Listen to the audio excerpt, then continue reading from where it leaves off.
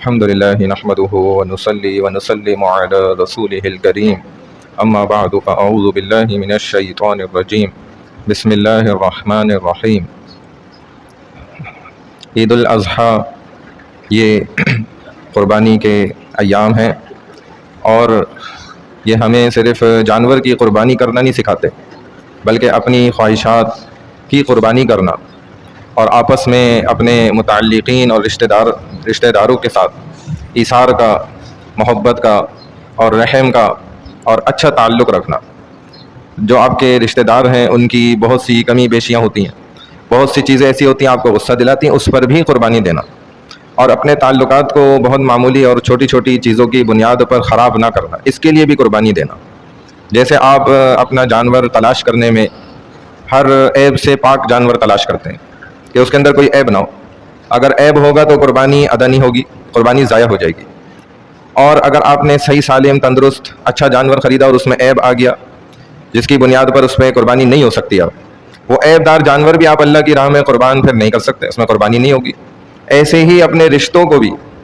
عیب آنے سے بچانا، یہ ہے اصل قربانی جو ہمیں یہ قربانی سکھاتی ہے۔ عید الاضحیٰ لوگ بس یہی سمجھتے ہیں کہ جی، اور اکثر دیکھا بھی گیا، ہم بھی اس دفعہ بھی دیکھ رہے ہیں، بڑا افسوس ہو رہا ہے ماشاءاللہ، ابھی بھی بہت سے لوگ ہیں، کوئی کھال اتروا رہے ہیں، کوئی گوشت کٹوا رہے ہیں، کوئی کلیجی پکوا رہے ہیں، کوئی کیا باربیکیو کرنے کی تیاری میں لگا ہوا ہے، اور اس نے نماز چھوڑ دی اسی دوران، اور فجر عید کے دن فجر بھی چھوڑ دی،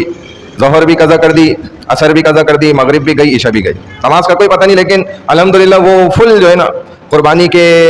ایونٹ کے اندر مکمل طور پہ لگا ہوا ہے، شروع سے وہ سمجھ رہے ہیں کہ بہت بڑی عبادت کر رہا ہوں، میں اتنی بڑی عبادت کر رہا ہوں کہ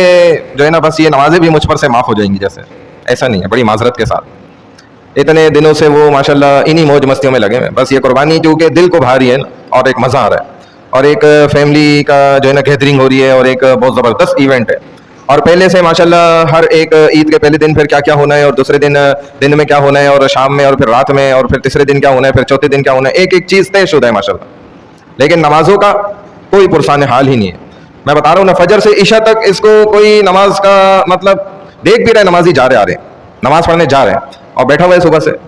قربانی کروا رہا ہے، تو یہ نیکی تھوڑی ہے، یہ کیسی نیکی ہوئی؟ سمجھ رہے نا بات؟ ایک مطلب قربانی کے پیچھے آپ نے دن میں 5 فرض ترک کر دیے، چھوڑ دیے، کتنا بڑا آپ نے گناہ اور وبال کما لیا کہ آپ کو تو جا کر مفتی سے پوچھنا چاہیے کہ بھائی اجی میری یہ قربانی قبول بھی ہوئی ہے کہ نہیں ہوئی ہے، اور میں یہ سمجھتا ہوں وہ کہے گا یار یہ ایسی قربانیاں بہت لوگ کرتے ہیں، آپ جیسے ماشاءاللہ سینکڑوں لوگ ہیں جو ایسی قربانیاں کرتے ہیں، لیکن ان کے قربانی کا کوئی آخری قطرہ بھی گر جائے نا جانور کا، اس میں جانور کا قصور نہیں ہے، اس میں آپ کا قصور، آپ نے بیچارے کی بلا وجہ جان بھی لے لی۔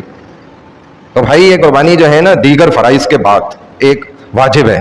ایک فرض ہے، ایک حکم ہے،